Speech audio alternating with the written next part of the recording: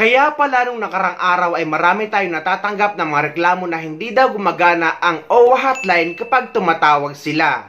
Dahil kinumpirma ng OWA at dito sa balita na hindi pala gumagana or nagkaroon ng issue ang OWA hotline ng OWA. Kung saan doon kayo pwede tumawag kung meron kayong concern kapag nasa Pilipinas kayo at kung meron kayong reklamo or gustong ipaabot sa OWA kapag nasa abroad kayo. Kagaya na lang kung nakaranas kayo ng pang-aabuso or problema sa inyong amo. Nangako naman ng OWA na gagawin nila ang lahat para maayos ang nasabing issue. Hotline 1348 ng OWA hindi na naman gumagana. Nakatutok sa balita na yan si Sam Nelson. Sam! Gamit ng publiko at ng mga OFW ang OWA Hotline 1348 sa huling abiso sa official FB page ng Overseas Workers Welfare Administration o OWA hanggang pasado alas 5 ng hapon kahapon. Pansamantala nga munang hindi makakatanggap ng tawag ang Hotline 1348 dahil sa isang technical na issue. Nangako naman ang OWA na ginagawa ng lahat ng paraan upang maibalik agad ang serbisyo nito. Paalala naman ng OWA sa mga may agarang concern, pinapayuhan ng publikong makipag-ugnayan muna sa kanilang mga regional welfare offices at overseas posts. Handa naman anyang tumulong at magbigay ng kinakailangang impormasyon at assistance ang nasabing mga tanggapan. Kasabay nito ay ang paghingi na rin ng pangunawa sa maaari namang abala na idulot nitong sitwasyon. Nito ika-16 ng Mayo nang mag-abiso ang OWA na naibalik na ang operasyon ng kanilang Hotline 1348 matapos naman itong sumailalim sa maintenance. Ngunit kahit nung maayos pa ang OWA hotline ay marami talagang OFW ang nagrereklamo na hindi daw talaga makatawag dito.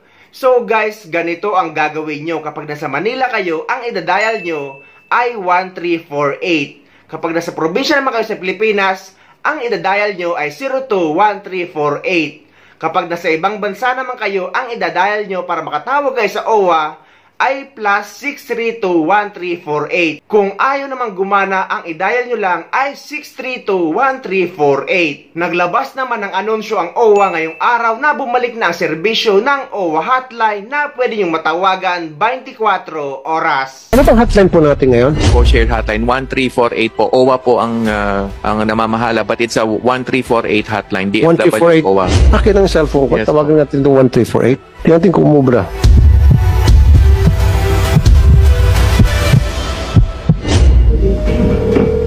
Ito yung 1348. Oh, hotline 1348. Naman po.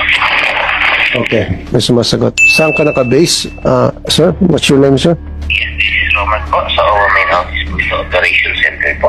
Ano pong trabaho nyo dyan sa Operation Center? Duties po namin is for tulad po nito na for inquiries din po, and then syempre din po yung mga OFWs din po na nag-i-aid po ng assistance tulad ng gusto po nila umuwi due to pag-violations po ng agency and ng Okay. 24/7 po kayo at kahit na gabi o madaling araw. So pag meron tumawag na relative ng OFW at nagsusumbong dahil yung kanyang kamag-anak sa Kuwait ay inaabuso na, ano po usually ginagawa niyong aksyon? Yes po, ang usual po talaga namin ginagawa dyan is kung kamag-anak man po, yung kumakausap sa amin, kinukuha rin po namin yung kanilang messenger po para mas kompleto po yung mga detalye po, and then ginagawan po namin ng report and then endorse din po sa agency po dito sa Philippines po, and then sa kung saan po siyang malapit po na OWA po, lalo na sa mga PWC po.